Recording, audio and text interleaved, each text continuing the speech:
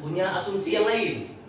Makanya pada duga saya ketika saya tahu undang-undang itu, maka indikasi saya bahwa asumsi saya ternyata PT itu memang tidak ada punya apa niat.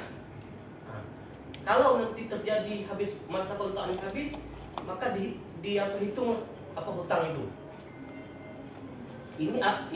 Ini asumsi kita, Pak ya.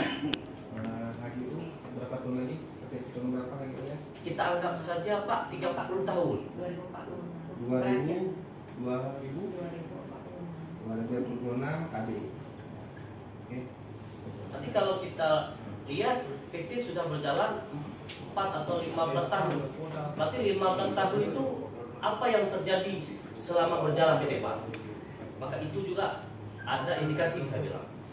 Ada asumsi yang lain.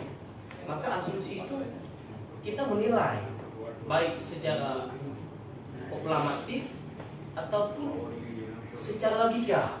Kalau kita nilai secara logika 14 tahun, saya pikir anak saya yang masih kecil sudah tumbuh dewasa itu Pak.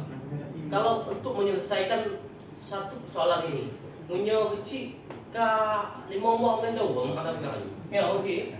5 buah dengan daun